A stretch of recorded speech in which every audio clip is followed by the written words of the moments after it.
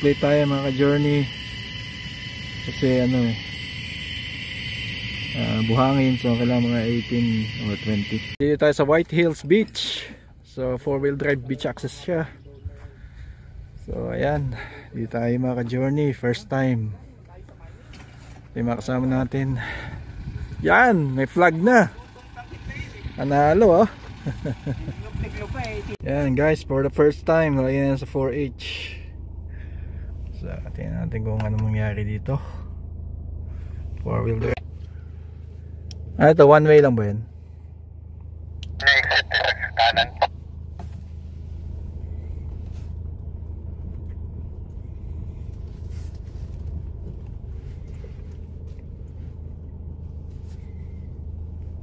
Atapo ng sabaw sa bulalo.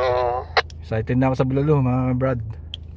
Wala na, ubos na namin 4H tayo dyan. Ilan ba ito? 3? Wala na.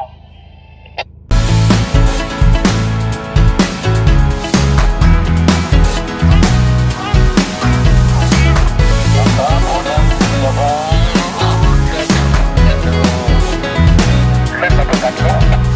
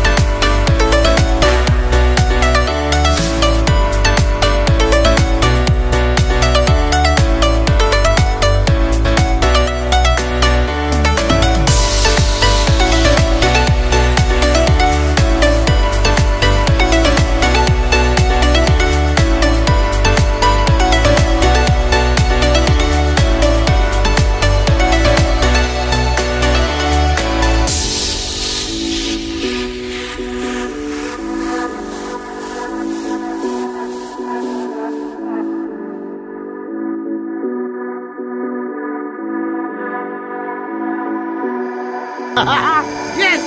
Woo! Go! Hey! Hey, yan!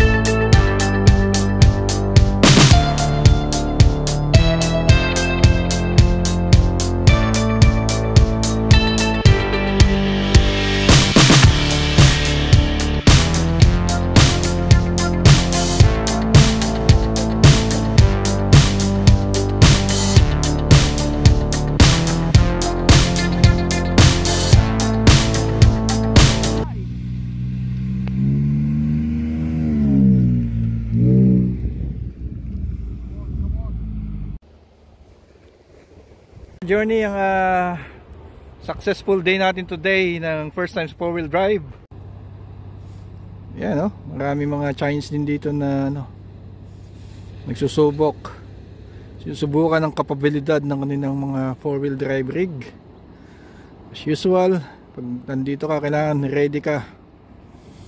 At medyo ready ka rin sa eventuality na hindi mo ibe-baby ang sasakyan dahil talagang kailangan nilang ilabas ang kanilang capability. Guys, kundi mababala ako kung matakot kang tapakan ng silinyador pag kailangan.